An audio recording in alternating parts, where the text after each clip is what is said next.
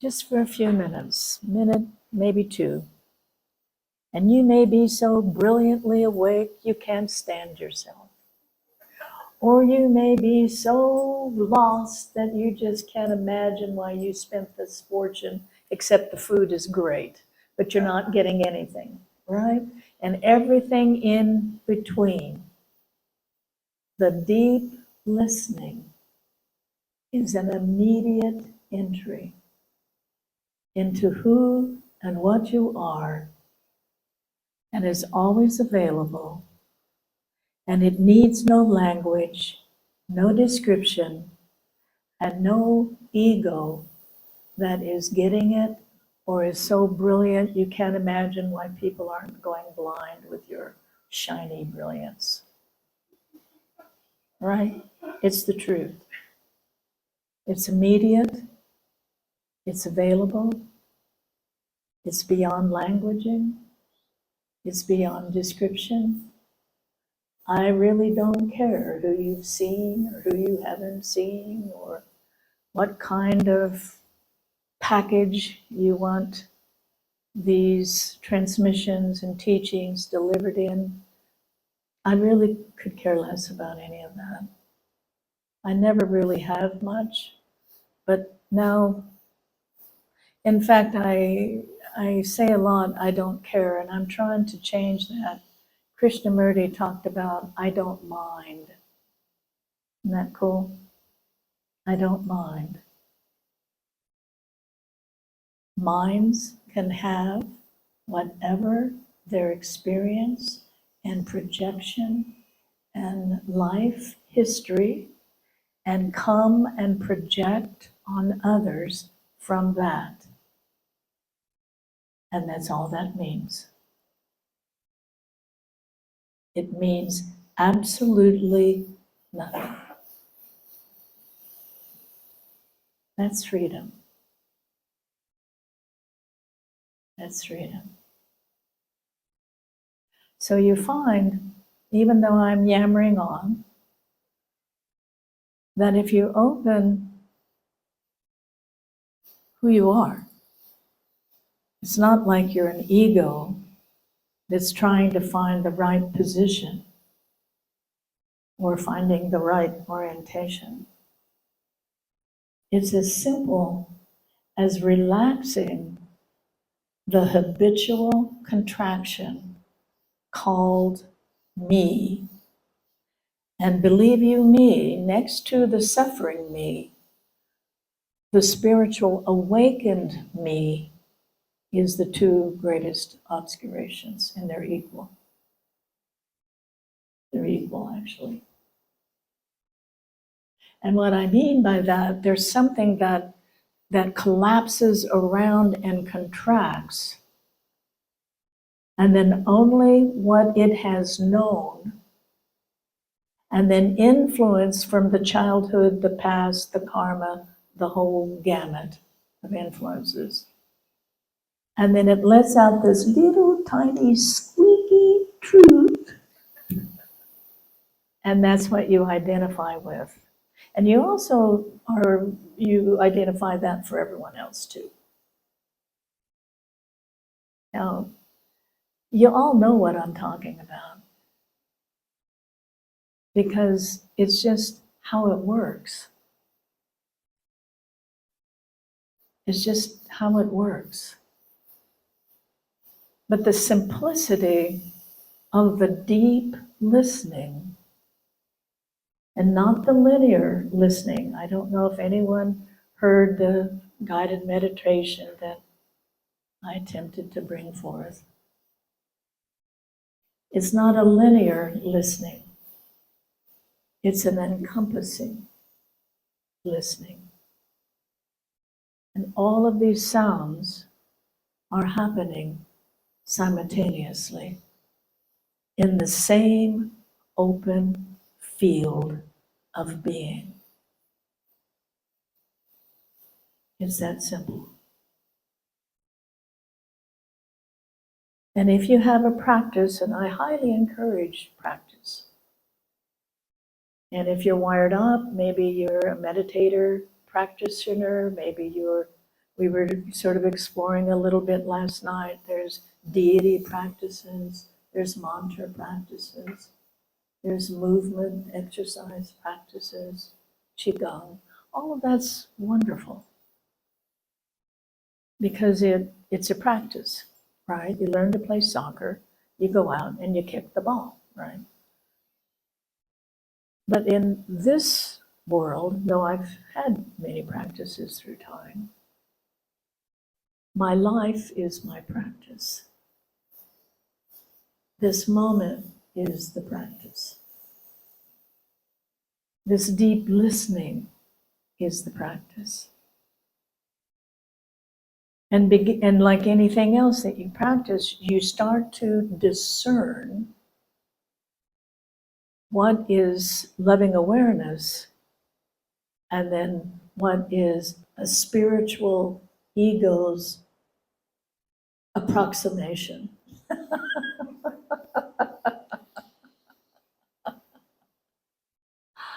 And every spiritual ego falls into the same trap. I mean, they do. I've never met anyone who hasn't. Just some catch on to it quicker than others. Usually because you can't hold it together anymore. You splat on the ground and you have all these witnesses around you watching you splat on the ground. You can't keep it up too long. And others, they can keep it up for a long time. Got to hand it to them. They're really good at it. I'm going to start with this. And I read it, I think, yesterday or the day before. I brought it. Someone gives me, I don't even know who this person is. They give me a Zen calendar every year. So if any of you give me a Zen calendar every year, thank you. Because it's never signed. But I read it every day. It's wonderful. It's all these, 365 sayings that all teachers from all traditions, give. Ajah's in it, a few times. But this is how do I say this? If this was the advertisement, I'll say it and then I'll go into that. Zen is a personal journey to enlightenment, at the end of which the seeker finds that he is not a person and there was no journey. So if that was in the contract as a spiritual personality that we were going to sign up for, no one would have signed up for that. No ego wants to be dissolved, made irrelevant. No one. The real movement of signing up for this, whatever you want to call it, the journey of remembering, that's really what it is. It's a journey of remembering.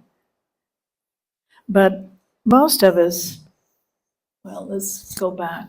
The original movement is what we're looking for. It's spirit itself that eons of time in most cases, it gets transparent enough, the obscuration of I am a woman, I am a man, I am Chinese, I am Mexican, I am English, da da da da da da da da da da da da. And then all the experiences that we gather along the way. And the human life is all about gathering experiences along the way. That's what it's about, is to know ourselves in each and every facet of experience and life. So if you think that you are on some kind of a spiritual throne somewhere, you might want to look around. Or if you can put other people down for what they do to others, you might want to check in. Because when you open to the one field of life, the source of everything, you open up to all experiences. I am the one who have been raped. I am the one who has raped. I am the one who has murdered. I am the one who have been murdered. And it isn't like good and bad. You know, that's what Jennifer has been really trying to bring home. It isn't in the polarity of good and bad, accomplishment and non-accomplishment. It's knowing that is the constant in all of those facets of life experience. Do you hear what I'm trying to say? You know, the Buddhist interpretation, you know, so much of our teaching that we are receiving from these great, incredible traditions are often interpretations, right? And for some reason, Christianity is one of the worst. I mean, I can't believe what they've interpreted out of what this great, beautiful, you know, Master Jesus said. Is like, what? What are you saying? But one of those interpretations was the middle way. You know, you've heard of the middle way. And most of the interpretation of that is balance, right? And so if you see a really long, dedicated Buddhist, you know, they walk a certain way and they talk a certain way usually. And, you know, there's a mindfulness and you know, you can kind of spot it. I just said you can spot someone with into, you know, what is it called? Mindfulness as soon as they come in and sit down, right? So there's an interpretation, it's called balance. But the truth of it is the middle way is neither this nor that. It's that contains this and that, and yet is untouched by this or that. You hear what I'm trying to say? That's why the opinions right now are so extreme. I mean, they've always been, but now we all know about them. But that this or that, or opinions, or I'm holding this side and therefore you're wrong, and you're holding this side and therefore you're wrong, and you know, that whole whatever dance that we're currently collectively in. There's something that holds both. And there's something that is harmony itself. And along the line, you start to get, if you don't hold this or that, you're going to have opinions. We're human beings. I like to hang out with people that have opinions like I do. It's fun. You know, you can like tear down the president and you can, you know, do this and, you know, and you can do that, you know. It's just, you know, interesting, kind of fun, actually. But I learned really with COVID that if you had an opinion, you triggered another person's opinion. And you had a source that came from your opinion, and that was, you know, you really, you know, looked at that if you were a person that, you know, had integrity. And they, the same. And so it was just, you know, you fed each other's conflict, basically, is what you were doing. So I started to get then that, oh, you know, I think the practice here is no opinion. I can listen and be with another, and the personality has opinions. I'm not denying that. But it isn't trying to make that person see something that I think is true, or me try to get them to see something that I think is true. Because actually, energetically, you're just adding to the conflict, right? Basically.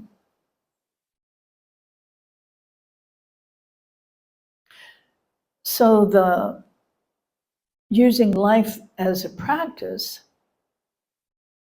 is entering and opening and abiding into this field, this atmosphere, this deep listening, this spirit, this presence, this sunlight, this heart singing prominently. No matter what. No matter what. no matter what. No matter what. And then what you find, because when you start living and opening to that is the, I don't know, whatever to call it, container, atmosphere, sunlight, presence, Aja calls it the context. I don't care what you call it. Call it something that's intimate to you. But you begin to live in and as that. And then as the context, the shadow starts to come up because it invites the shadow.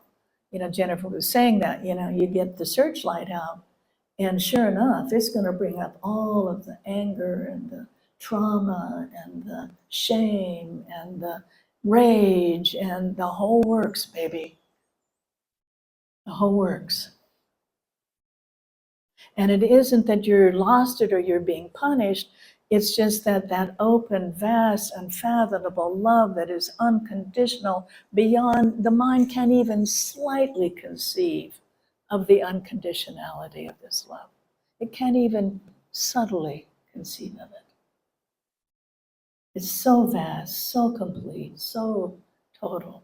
So it's the act of unconditional love when it's bringing all of these shadow pieces up. It's going, here, sweetheart, let this come home. Let this lay down and come back to the home ground. This too. This too. This too. And there's a ferocity in that brilliant love and light.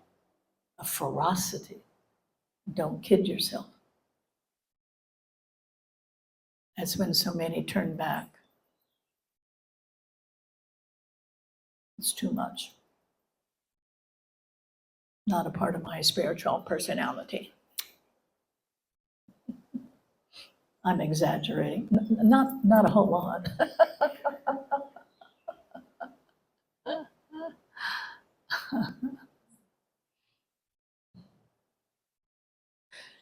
So this discernment starts to take place if you're lucky. Now, for many, it never really actually takes place.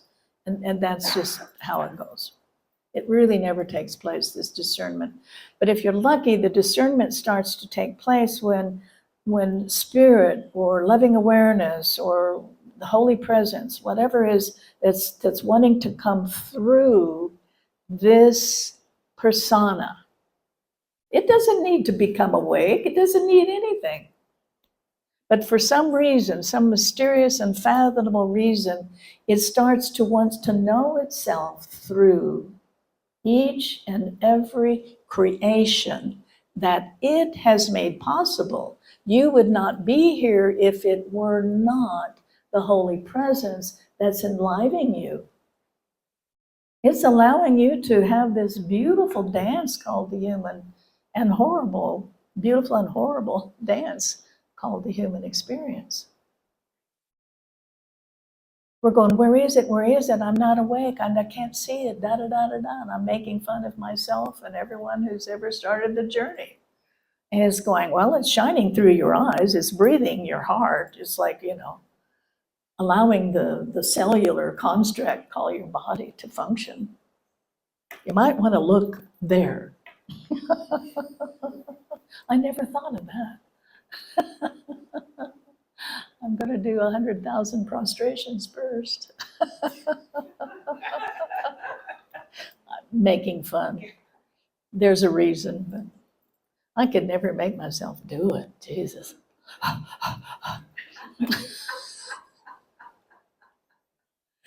They'll even go up Mount Kailash on their hands and knees, I mean, you got to admire it. They're very strong and amazing humans. But when that discernment starts to come through, you think for a while, and it's a classic phase, is you think that it is outside of yourself. And so, you sign up for a retreat, or, you go to, I don't know, India or do whatever you think it's going to be. And again, it's not like it just pops out of the air. I think I'm going to go to India. That going to India is a karmic pattern, right? It draws you to itself, right? Or maybe it's a Tibetan practice, or maybe it's a Native American practice, or a Zen practice. But, there's a wisdom that's moving you a unique way, that's moving within you. But it's not like a personal, I think I'm going to go to India, because that's where people go to wake up. It's a movement of the spirit or the loving awareness itself. And then you get a ticket and go to India and get sick and see miracles, and then come home and go, oh God, what am I going to do now? But it's a movement of spirit itself. It's a movement of what you're looking for itself. It's drawing you to the whole Sangha.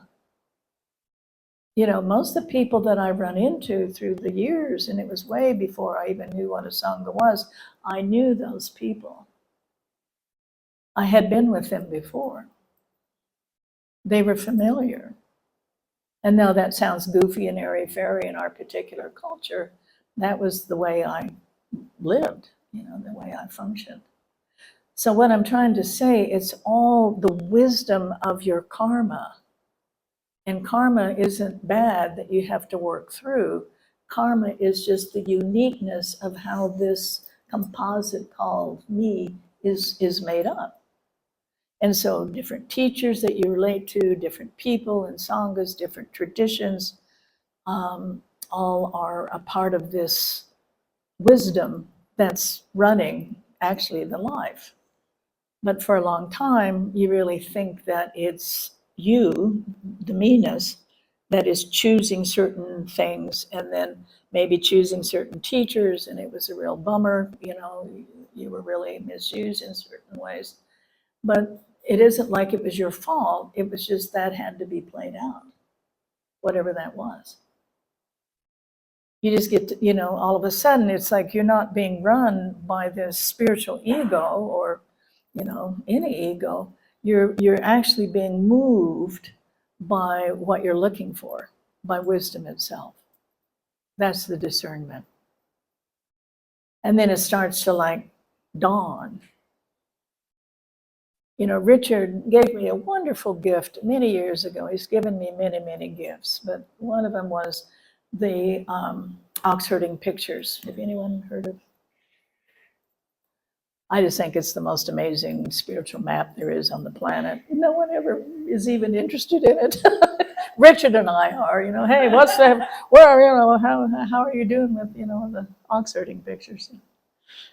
And so the very beginning, there are 10 images, and it's the map of awakening, is what it is. And it was developed by the Taoist tradition.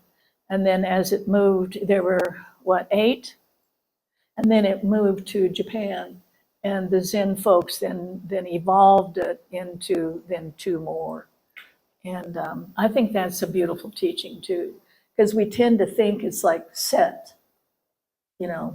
Back then they got it and that was it, and it'll be here forevermore, and da-da-da-da-da. And that isn't true. There's an evolution within the spirit as well as everything else, right? It's all in a place of evolution. But the first step is a great image. He's the man, which is the seeker, and then the ox, which is, consciousness. And the man has 1 foot here, and then 1 foot turned almost the opposite direction. And that's when he first begins to look, because he thinks he's the seeker and something is moving within him, and he's responding to that seeking. But he's responding to it outside of himself. And so, we've all played that out, and being a seeker is a part of it.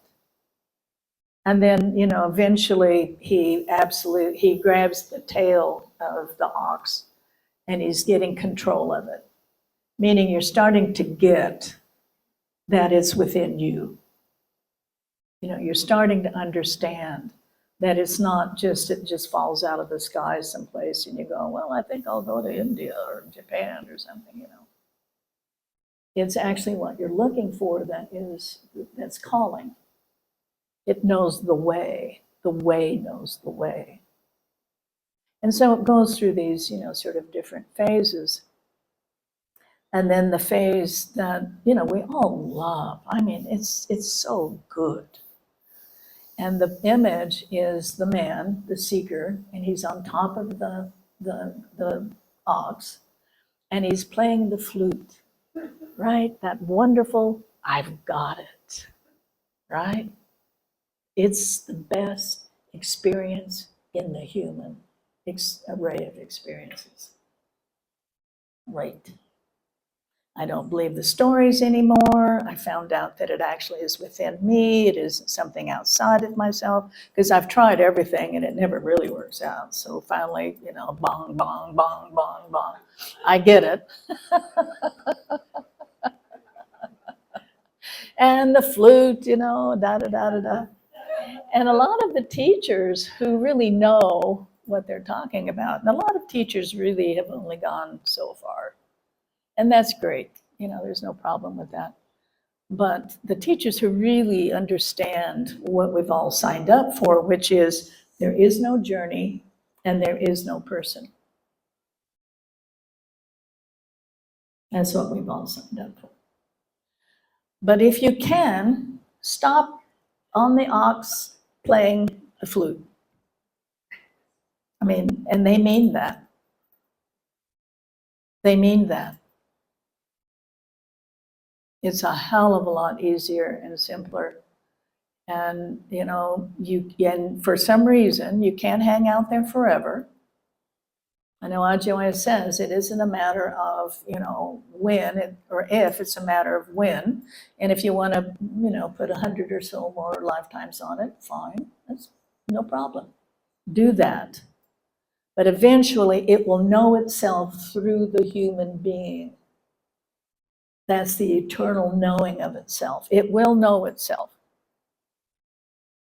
And my question as a seeker, as a devotee, as a guide, is how some people can actually stop there. And they can.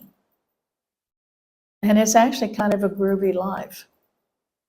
You don't believe the stories much anymore. You kind of have, the discernment is coming through. You still think it's a spiritual ego that's got it. But you do see that there's something moving the spiritual ego. And so, you know, you don't fight it anymore. You just go, oh, this is really groovy. I like this.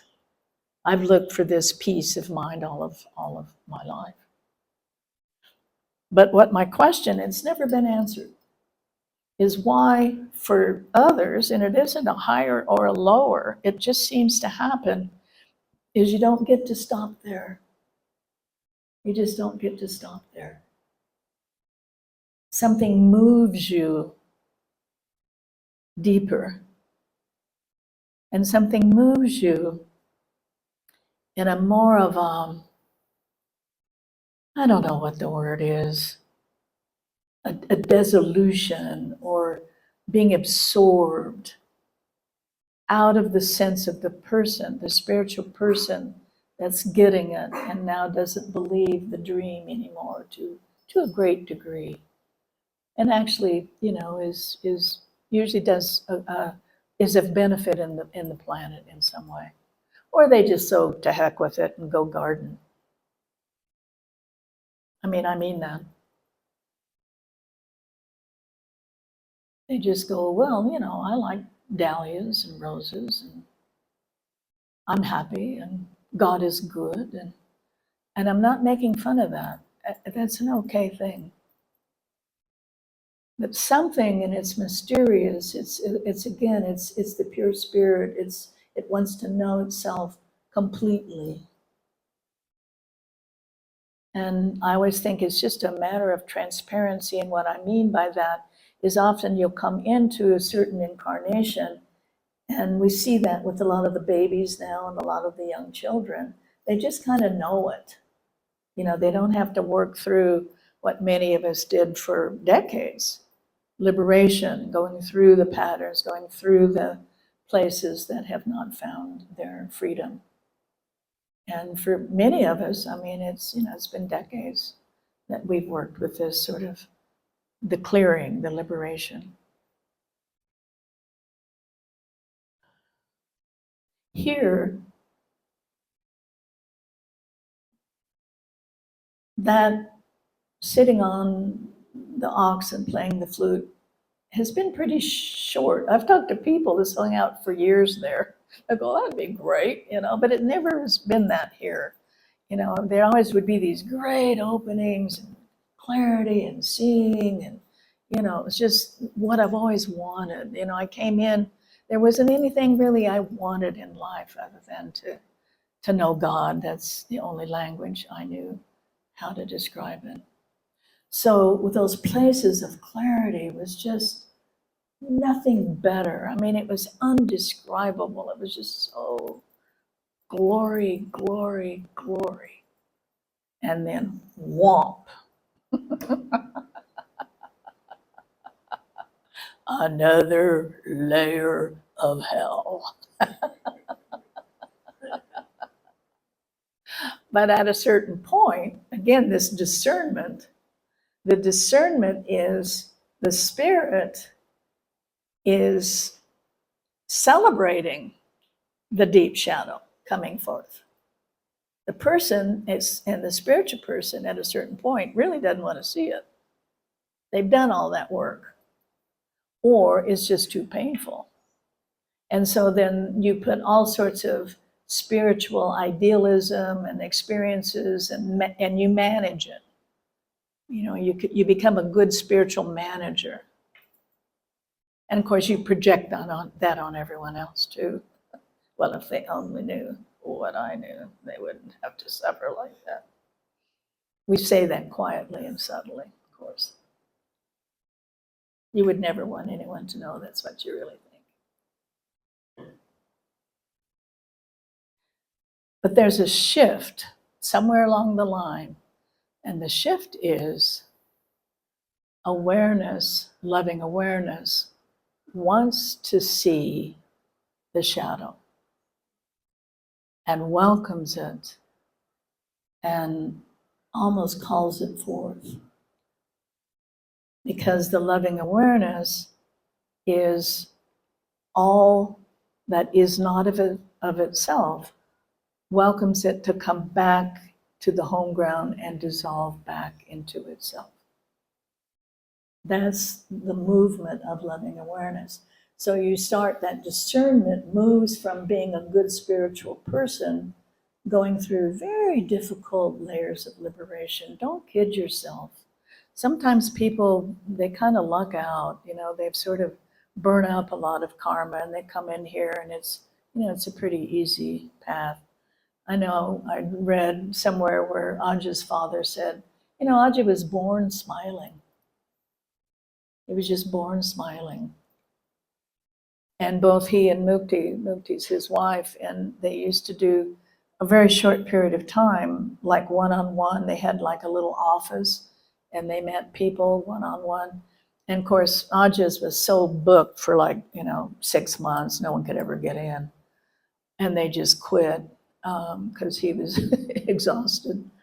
But they could not believe the pain and the suffering that was going on with people that they were meeting. They were just shocked because they both pretty much, had burnt. I don't know what the reasons were, but it was not their experience. Their lives were pretty kind and loving and supportive and humble and considerate.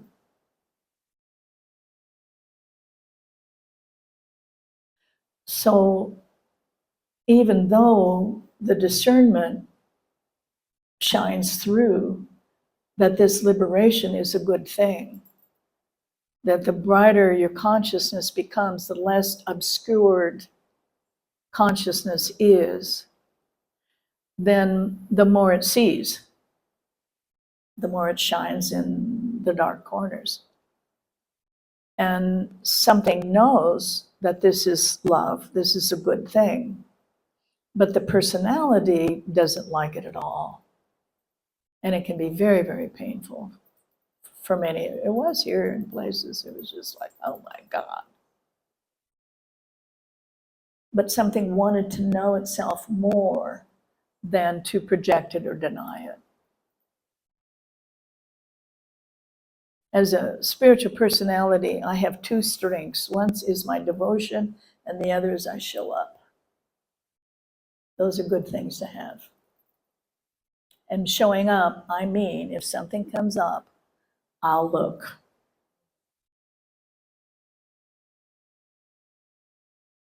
And I don't care if, I don't like to travel and I don't like to do this and I'm an introvert and I'm this and I'm that and I only eat this. And you know what I'm saying? It's like, who cares?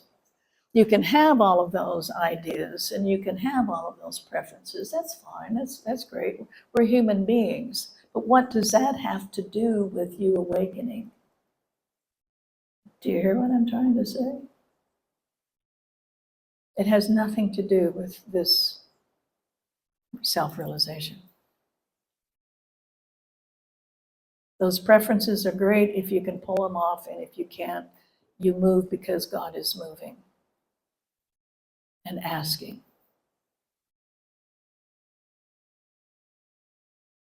My personality was so neurotically, unimaginably shy and unable to speak even. What I hear can get jumbled in what comes out.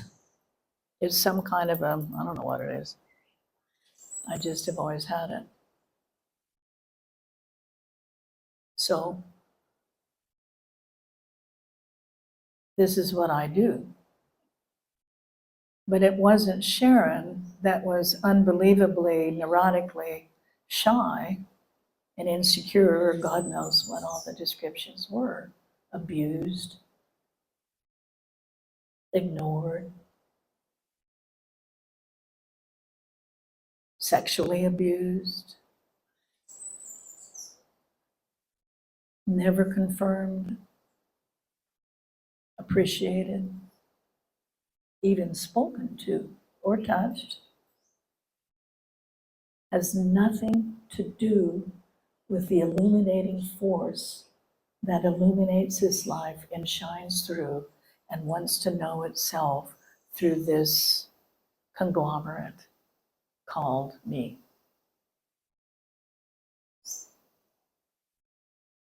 So at a certain point, the attention goes more to what is shining through.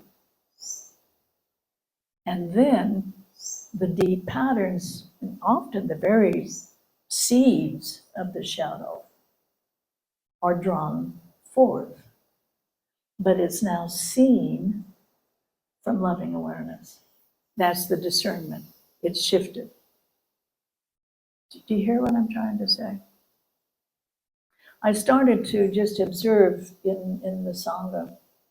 Many of us have been together 15 years, 17 years, you and I. You always remember Richard. I never remember the timing. But we've been together, a lot of us, for a long time and have walked through, so much together. And I started to just sort of observe in the Sangha that shift had happened. It just had happened. That people were no longer identifying as I am the shadow, and what I find out about myself is the shadow, which is a phase. And now it was like what I just described. The discernment had come into I am that, welcoming all that is sort of kicked out of the Divine Mother's lap that come back to the home ground and then dissolve. Everything. That's the forgiveness. It isn't you're being a nice, sweet person. It's the realization that none of this is, it's the light and shadow show. It's the light and shadow show. And awareness starts to see through the light and shadow show. And then it is permeated and made conscious. That's the deal, is to make it conscious. And then it comes back to the home ground and it dissolves and it is no more. It isn't a spiritual managing. It isn't a spiritual toolbox. All that's helpful at a certain point. But what is happening and what I'm pointing to is it all dissolves.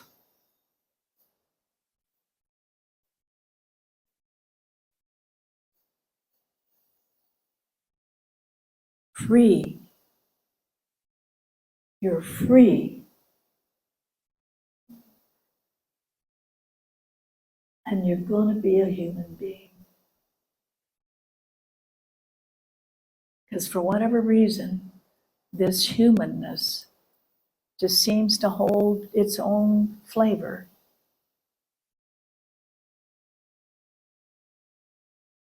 And sometimes that flavor, is a jerk. Arrogant, depressed, angry.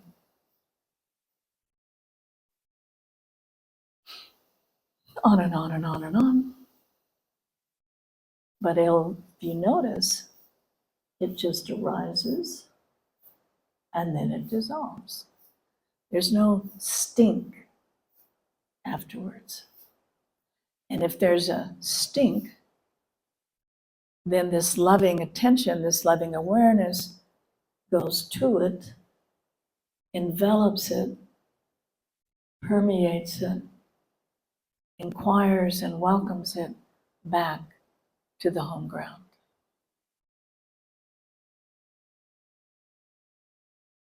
I've told this story many times, but I like it. I like my stories. I can repeat them as often as I want to. So we did a lot of retreats at the Zen Center in Crestone. And it's a beautiful center. It's really, I just love it. And the Zendo is just stunningly beautiful. And talk about if you want, if you want to go to the ground, baby, go to that Zendo. It's just like, boom, silence, right? Silence. And those boys, and there's a couple of women in there. I guess there's a woman now that's sort of the abbot or whatever, but mostly it's a guy's deal, right? And, they're just like, and you don't say anything that isn't like Zen. If you do, you're,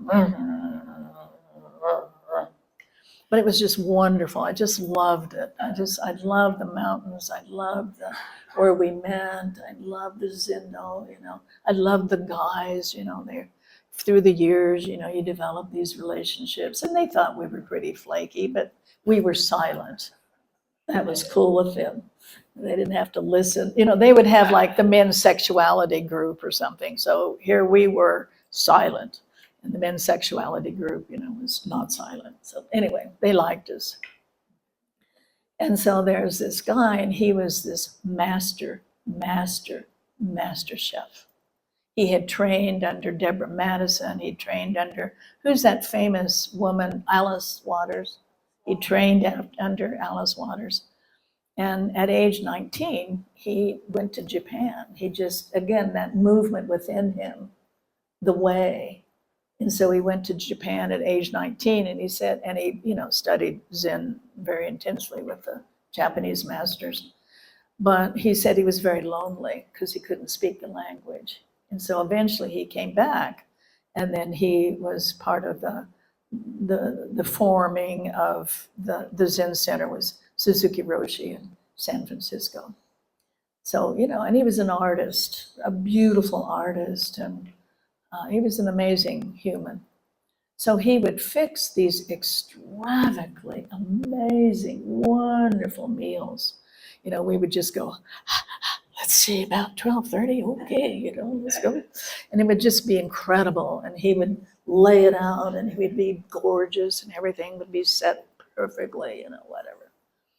Well, The non-gluten, non-dairy crowd came in. It pissed him off. And he told me before, he said, I started to not being able to digest food a little bit because he was older. He was probably, close to my age. And he said, yeah, I just took lots of enzymes. I didn't believe in any of that crap. So we had I'll never forget it. It was this peach dessert. And, Colorado has the best peaches in the United States, maybe the world. It's just amazing. It's just the right sunlight, the right temperature, whatever, right? So here's these peaches and, like this, cheesecake underneath, only it wasn't cheesecake. It was like something, exotic and incredible, all this stuff on top of it, it was just like, and he walks out, and he's an artist and he's this chef and he sets it down.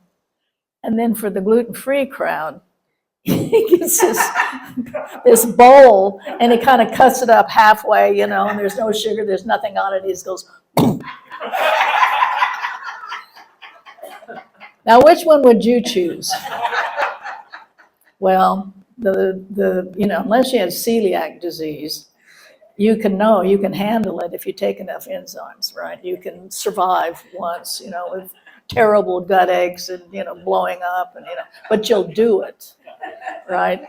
So anyway, probably about 80% of the people all just took the gorgeous dessert, and there was like these peaches, with kind of brown and sitting in this bowl with hardly anyone ever touched, So I stayed in his room, which was wonderful because he's an artist and he had all these beautiful books, Japanese art and, architecture. And it was just, he was a wonderful guy. So I'm walking down the hallway and he blows up at me. I mean, he is enraged that these people did not they took too much of the gluten and not enough of the gluten, and he was tired of being lied to. And I mean, he went off. And I very rarely get angry.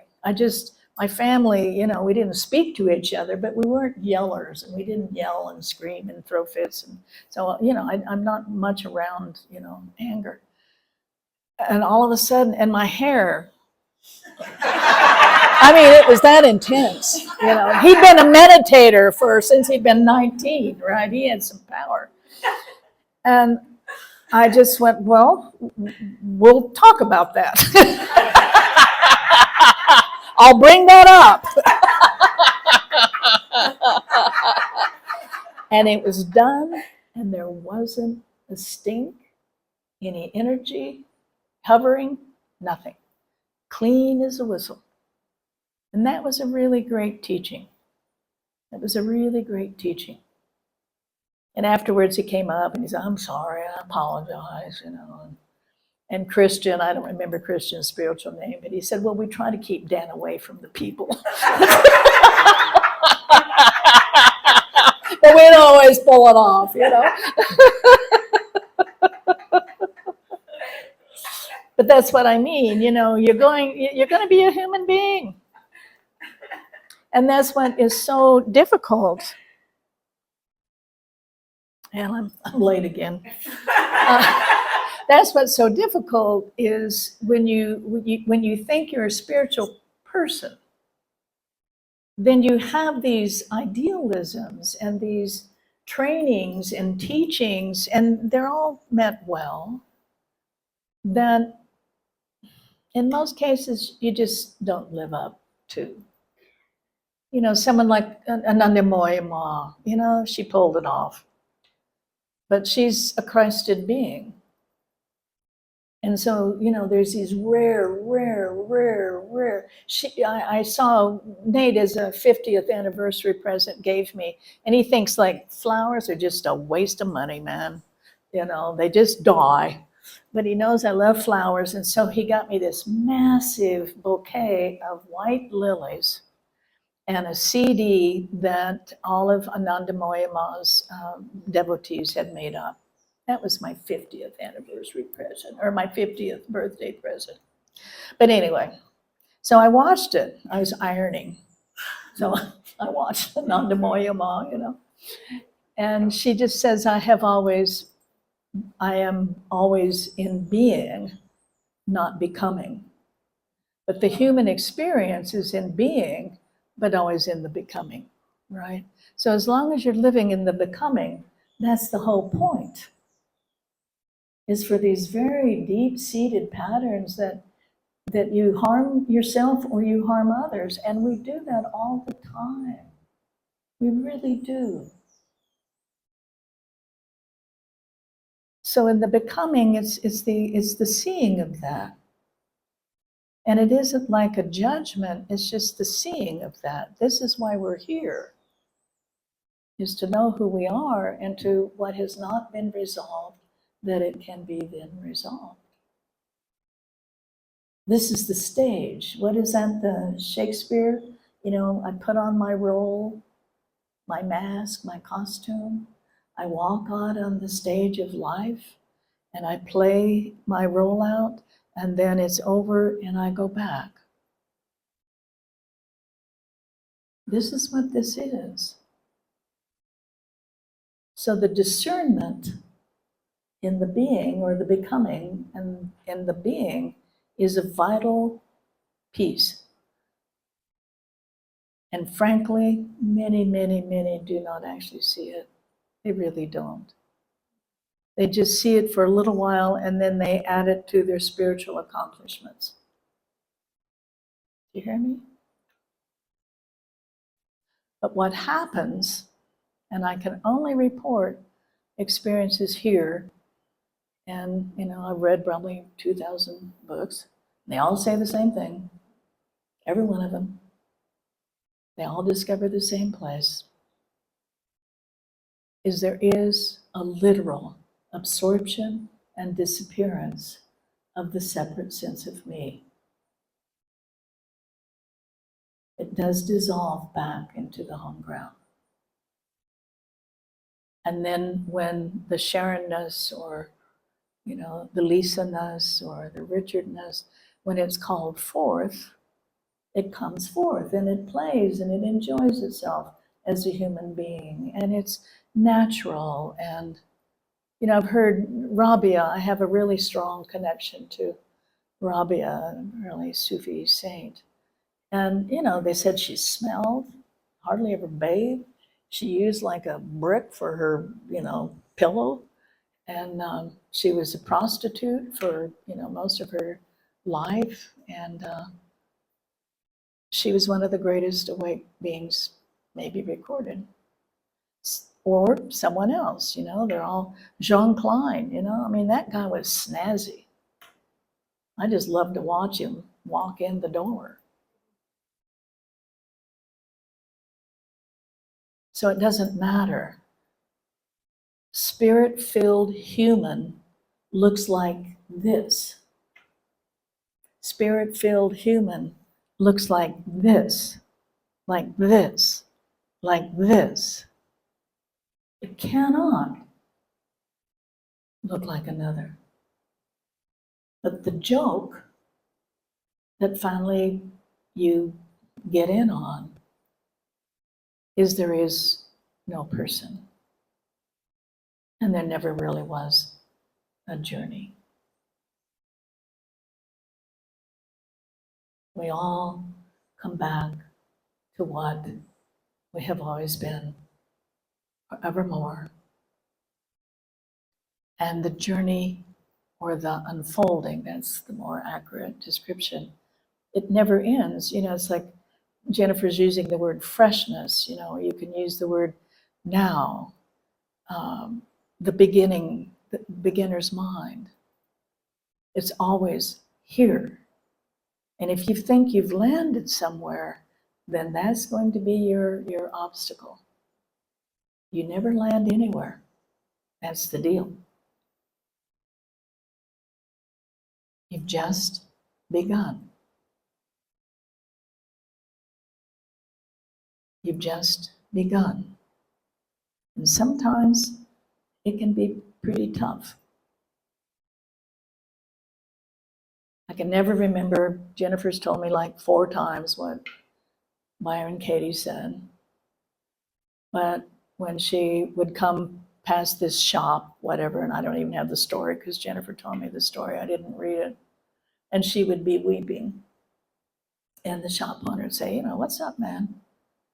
And she said, oh, it's all right. It's the destruction of creation. And I had no idea about any of that. I knew that a lot of what I was attached to, being a mother, a woman, a teacher, a friend, a sensuous being, a neurotic being, on and on and on and on, none of that was true. I, one by one, in most cases, sometimes wonderfully and sometimes very painfully, unattached. I didn't do it. Spirit did it. And it was weird. Sometimes it was really strange. Nate didn't go through it so much in the way, but I think, the mother, and all of a sudden you look at your kid and they're like a stick. You have no connection at all. None. No one told me about this. But it happened. And then there's a space, and then that space is filled up with love of the child without the roles and the inheritance of the mother. Do you hear what I'm trying to say?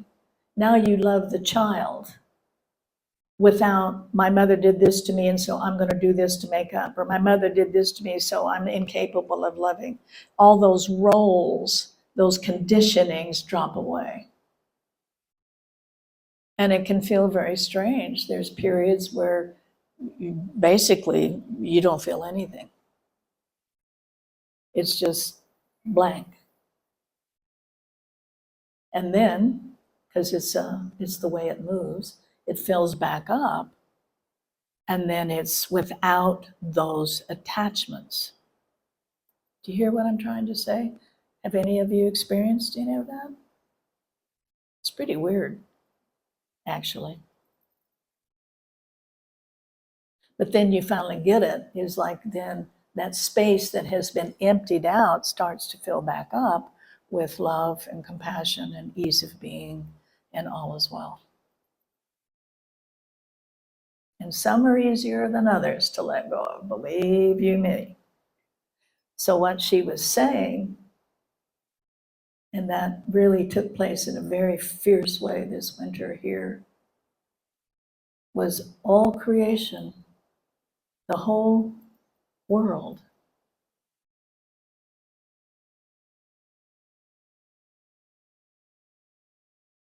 was sailing away. No connection. But it had happened enough. And the awareness, that's why the discernment is vital. Because during those periods, it can be pretty hairy. And if it's not hairy, you'll just like blank out and become a spiritual person. You hear what I'm trying to say? You'll replace that emptiness, and we're talking empty, with a spiritual personality or a spiritual, accomplishment. And then that's where it just locks, it goes down. And I see that much more than I see staying open through it all. Now that'll change as time goes on. It'll change. Everything evolves. But right now that's a phase I'm seeing pretty frequently.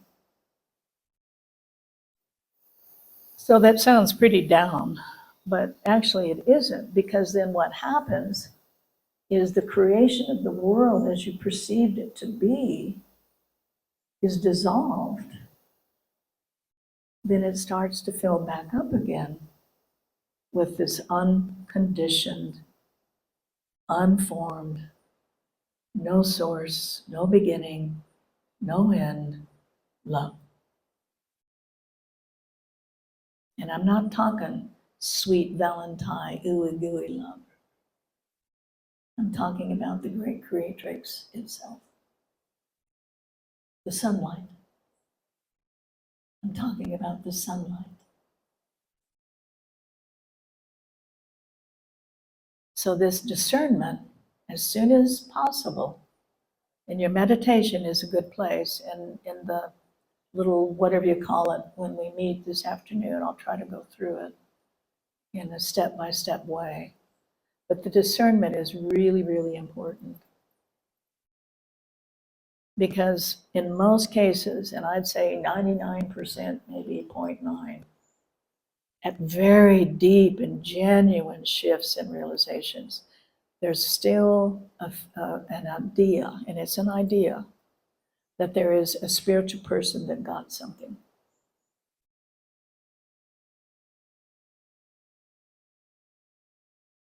Ain't true.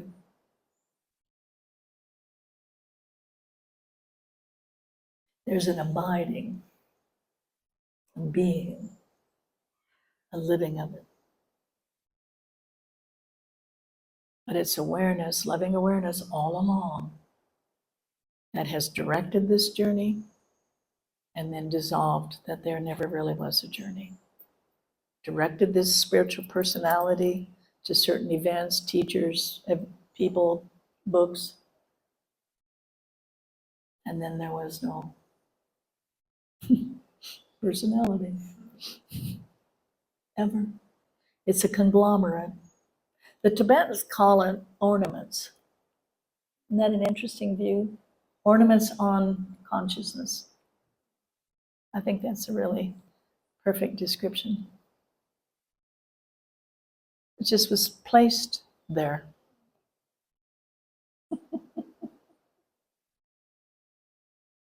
And we're such babies. We've just begun.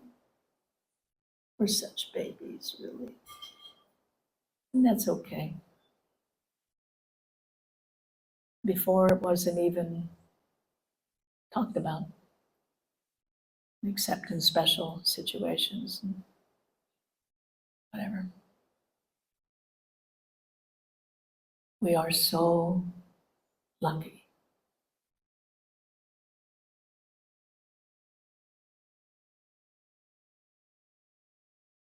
So this deep listening is an entry into this discernment. Because it can happen here. This is linear. It's a beautiful, amazing, profound tool, not ever to be at war with, but it's linear.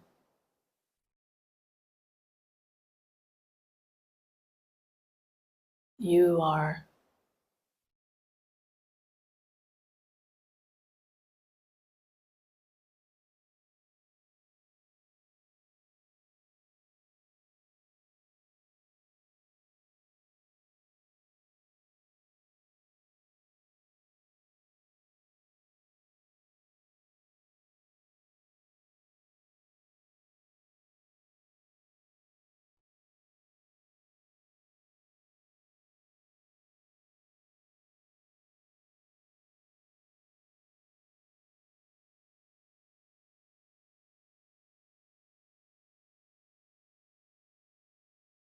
and I'll end with this. So the 10th image of the ox herding pictures, the one before I really loved, well, there's three that I think, most of us are, circling anyway. And one is the circle, and one disappears, one dissolves back into the greater presence. The next one is there's this beautiful sort of Chinese, those gorgeous, the mountains and, the painting and the trees that you look at it and you go, oh, that's in China, even though you've never been to China, so it's just gorgeous, and there's no one looking. It's only awareness seeing itself in this beauty. And the last one is this monk And he's chubby, and spiritual people are never supposed to be chubby. For God's sake, you're supposed to be thin and svelte, and wear white, and whatever. Well, he's chubby, and he's got tattered robes. They're all kind of dirty and tattered, and he's got this big old wine sack over his shoulder. I'm spiritual. I never touch wine. Well, he's got his big old wine sack over his shoulder. And he's playing in the dirt with the kids. So what is that classic in the beginning? Rivers and trees. I can never remember that right. And mountains. And then there's no rivers and trees. You see that it's all just images in time and space. It never has existed as we thought it was. And then in the third, it goes back to rivers and trees. And that's what that is pointing out. It's ordinary. And it's in this moment, exactly as it is. And there's this, I don't know what to call it. I'm calling it undercarriage. It's something that carries you through no matter what. No matter what hell realm that the human mind can develop, it carries you through it. And all is well. All is unimaginably well.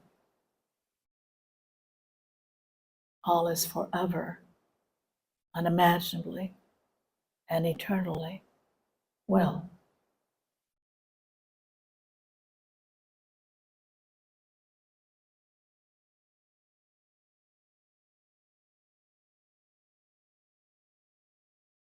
And so it is. So let's just take a short break. Don't hang out and chat and whatever, and we'll come back and sit, because I'm late again, but I don't care. I really don't care. I wasn't raised the way you were raised,